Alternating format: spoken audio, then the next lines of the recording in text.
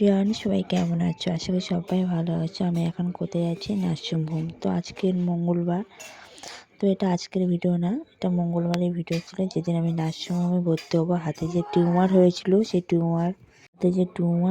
সেই জন্য ভর্তি হতে এসেছিলাম। আজকে ভর্তি হওয়ার ডেট। তো দেখো, আমি ওখানে রিসেপশনে বসেছিলাম, ভর্তি হয়ে গেছি এবার। তো তোমাদের দাদাভাই এখানে ভিডিও বা ফটো তোলা নিষেধ। তো তোমাদের দাদাভাই ক্যামেরাটা অন করে তোমার পকেটে রেখেছিলো। আর যেহেতু ভিডিও ক্যামেরা যেদিকে যাচ্ছে সেদিকে, যেহেতু ও ঠিক করে ভিডিও করতে পারিনি, এবার আমাকে ওটিতে নিয়ে যাওয়ার জন্য রেডি করে নিয়ে আসছে।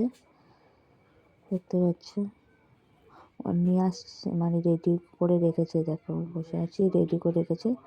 আর যেহেতু তোমাদের দাদাভাইয়ের পকেটে ফোনটা ছিল, ক্যামেরা অন করা নিষেধ বলে ডাইরেক্টলি, যেহেতু চারিদিকে সিসি ক্যামেরা, ওই জন্য ও ফোনটা ক্যামেরা অন করে আর পকেটে রেখে দিয়েছিলো, গেঞ্জি পকেটে।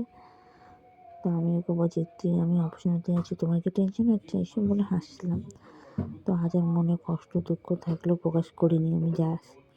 তোমার দাদাভাইয়ের সাথে তবু আমি হাসি মুখে করছিলাম, কিন্তু যাবার মুহূর্তটা তোমরা যখন ওটিতে ঢুকবো তখন মুহূর্তটা আলাদা ছিল। এখন যেহেতু আমি হাসছি, তখন আর দুঃখটা চেপে রাখতে পারি না। আমি তো বুকে হাত দিচ্ছি না, আমার খুব কষ্ট হচ্ছে, কিন্তু আমি কাঁদতে পারছি না, এই একটা বড় দুঃখ। তো যেমন তোমার দাদাভাই বসে আছে, মানে এটা হচ্ছে ওনার অফিসের দাদা, উনি বসে আছেন। আর ওর ক্যামেরাটা হচ্ছে ক্যামেরাটা হচ্ছে পকেটেই ছিল ফোনটা, যার কারণে যেদিকে সেদিকে ক্যামেরা হয়ে যাচ্ছে। তো এই যে তোমার দাদাভাই বসে আছে। তো আমাকে ওটিতে নিয়ে যাবে এবার। ওটিতে নিয়ে যাওয়ার জন্য পুরো হুইল চেয়ারে বসিয়ে দিয়েছে আমাকে। তো তোমরা দেখো আমার অবস্থাটা, শোচনীয় অবস্থাটা। কখনো ভাবিনি আমাকে এরকম সম্মুখীন হতে হবে। মানে সেই সময় সেই পরিস্থিতি দাঁড়িয়ে এতটাই নিজেকে অসহায় লাগছিলো। এই যে আমি আসছি, দেখতে পাচ্ছ ক্যামেরাটা ঠিক ধরা হচ্ছিলো না, তোমার দেখতে পাচ্ছ এই যাচ্ছে, আমি মাথাটা নিচু করে আছি কেন জানো তো? সেই মুহূর্তে এত কান্না পাচ্ছিলো না, কি কাঁদছিলাম, হো হো করে কাঁদছিলাম, মুখটা নিচু করে রেখেছিলাম। তোমাদের দাদাভাই লাস্টে বলছে, কী হয়েছে, কাঁদছো কেন তুমি? তো যাই হোক, তো ওই যে নার্স ওরা আমার হাতে যে গ্যাসের নাম্বারটা দেখছিলো, আমাকে এবার লিফটে তুলবে, লিফটে তুলে এবার ওটি যেখানে করবে সেখানে নিয়ে সেই রুমে নিয়ে যাবে। তো লিফটের সামনে দাঁড়িয়ে আছে, এই যে লিফটে ঢুকিয়ে নিচ্ছে আমাকে। তো লিফটে ভিতরে আমার সবাই ঢুকে গেছে, তোমাদের দাদাভাইয়ের যে অফিসের মালিক সেও ঢুকেছে। তো আমি এই ভয়েসটা পরে দিচ্ছি বাড়িতে, দুদিন পরে এসে বৃহস্পতিবার এসে দিলাম। কিছু বুধবারে আমাকে ছুটি দিয়েছিল। এটা লিফটের ভিউ ছিল, ঝাপসা আছে, দেখতে পাচ্ছ। তারপরে আমার তরকারিটা ফুটে যাচ্ছে তো নাকি? তো দেখো, এই যে আমাকে লাভিয়ে দিয়েছি, এখান থেকে লেবে আমি ওটির ভিতরে ঢুকবো। দেখতে পাচ্ছ মন বুক সব ফেটে চুরমার হয়ে যাচ্ছিলো, এত কষ্ট যে এরকমটা আমার সাথে হবে কখনো ভাবিনি আমি। আর এরকমভাবে আমাকে যে আসতে হবে সেটাও কখনো কল্পনা করতে পারছি না, ওইটাই সবচেয়ে কষ্টের। ওই জন্য কান্না পাচ্ছিল। তো আমাকে ঢুকিয়ে নিয়েছে। তোমার দাদাদের বলছে যে ওখানে গিয়ে বসো তোমরা, তো এই জন্য ওরা এখানে বসছিলো। তবু তোরা, এই হচ্ছে ব্যাপার। তো ক্যামেরাটা ওইভাবে অন করাই ছিল, যেহেতু ক্যামেরাটা বারবার বলছে যে এখানে ফটো তোলা বা ক্যামেরা করা নিষেধ। ওর লুকিয়ে আমি করতে বলেছিলাম, তাই করেছে। তাছাড়া ইচ্ছাকৃতভাবে করিনি, আমি বলছি তুমি করবে, তাই ওই করেছে। তো দেখতে পাচ্ছ আমাকে অপারেশন করা হয়ে গেছে, আমাকে একটা রুমে দিয়েছে। এখনও কিন্তু আমাকে বেডে দেয়নি, এখানে একটা কিছু চেক আপ আছে, তো সেই চেক আপটা করছে। এখানে যদি 1 ঘন্টা প্রায় আমি এখানে ছিলাম। তারপর এখান থেকে আমাকে, যেখানে ফার্স্ট টাইম আমাকে দেখেছিলেন সাজিয়ে গুজিয়ে রেখেছিলো ওটিতে নিয়ে যাওয়ার জন্য, সেইখানে নিয়ে যাবে। সেখানে ঢোকার আগে তোমার দাদাভাই ক্যামেরা করে ঢুকেছিল, আমি তো দেখিনি। যখন এডিট করতে বসছি তখন দেখছি হ্যাঁ সব কিছু ভিডিও করে রেখেছে। তো দেখতে পাচ্ছি এই যে আমার মুখখানা, আমার এত ঘুম পাচ্ছিলো কি বলবো, চোখ বন্ধ হয়ে আসছিলো, মাঝে মাঝে ঘুমাচ্ছে আবার চোখ তাকাচ্ছি। আমি কী ব্যাগভাবে শুয়ে রেখেছে, উল্টে টুল্টে পড়ে যাবো নাকি ভাবছি। আর চিন্তা ভাবনা, নানা চিন্তা ভাবনা, বুঝতেই পারছো মাথার মধ্যে ঘুরপাক খাচ্ছে। কী আর করবো, কিচ্ছু করার নেই, বাস্তবটাকে মেনে নিতে হবে আমাদেরকে, এটাই। তো তোমাদের দাদাভাই কে এটা সাইন টাইন করলো, করে বেরিয়ে আসলো।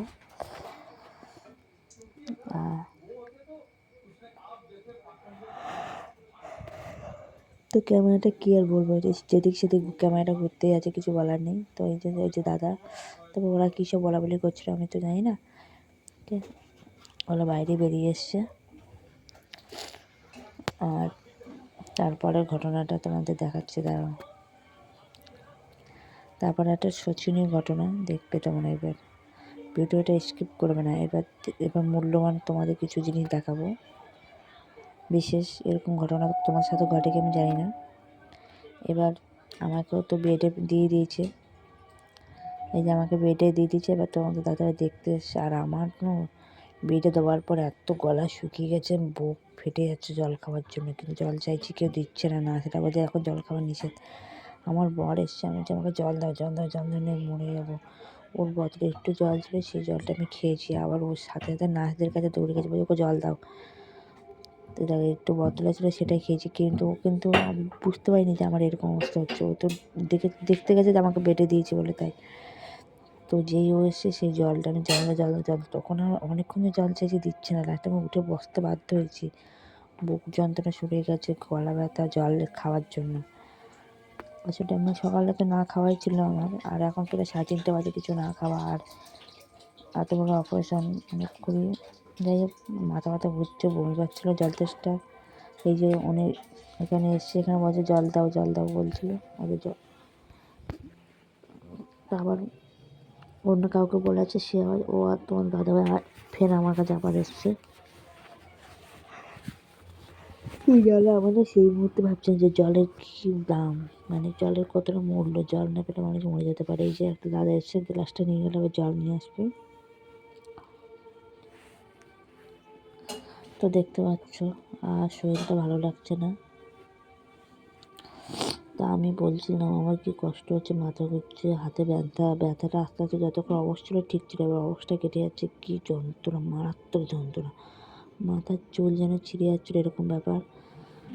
ওদিকে বুক ব্যথা হচ্ছে, মাথা ব্যথা হচ্ছে তোমার। তারপর পরে একটা মাথা যন্ত্রণার ট্যাবলেট দিয়েছে, খেয়ে মাথাটা ছাড়লো। তারপর শুরু হলো হাতের যন্ত্রণা, যে অবস্থা কেটে গেছে, কি যন্ত্রণা, মাথার চুল যেন ছিঁড়ে বেরিয়ে যাচ্ছে, এরকম একটা ব্যাপার ছিল। সারা রাত তো ঘুমোতেই পারিনি, তো সেই বিষয়ে ভিডিও তোমাদের দেখাতে পারিনি। তো যাই হোক, এই হচ্ছে আমার জীবনে অনেক বড় ঘটনা। এই মুহূর্তে আমার চোখ দেখে বুঝতে পারছো আমার কীভাবে কথা বলছি। তোমার দাদাভাই এত কষ্ট হচ্ছিল, কী বলবো। আর এই টুপিটা পরে আছে, আরও মাথা ব্যথা করছে, টুপিটা খুলে দেওয়ার নামই নেই।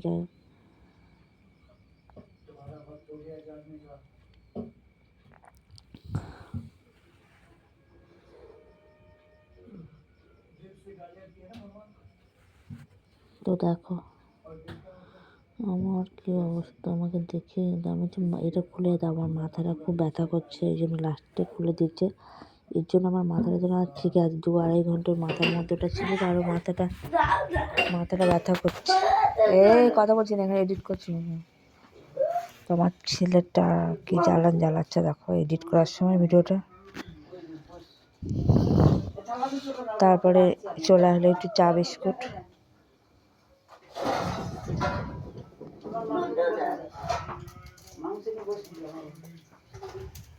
ওই যেখানে মাংস আছে,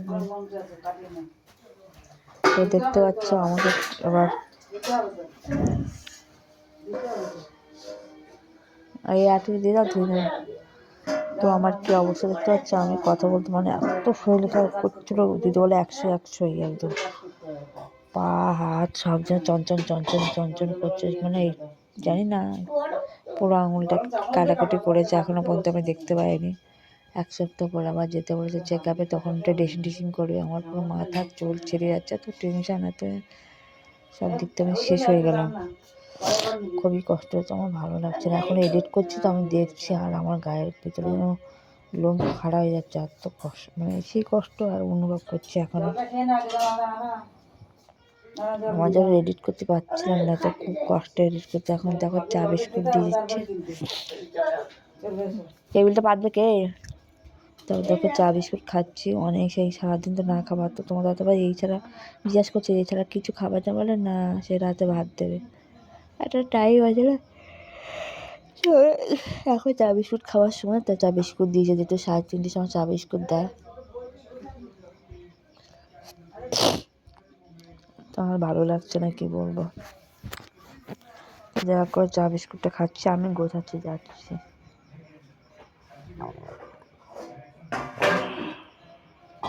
লুচি পড়ে গেল না রে মারে। তো যাই হোক, এই যে আমি শুয়ে আছি আর আমার পুরো রুমটা দাও। এই তো এই যে আমাকে খেতে দিয়েছে দুপুরবেলা, তারপর দিন ডিম, ডাল আর শুক্তো আর দই দিয়েছে, খুবই ভালো। তার আগের দিন রাতে দিয়েছিলাম মাংস তরকারি, আর কি ডাল তো থাকে আর সবজি তরকারি। তো যেদিন চলে আসবে সেদিন বুধবারে এই যে চা বিস্কুট খেয়ে আবার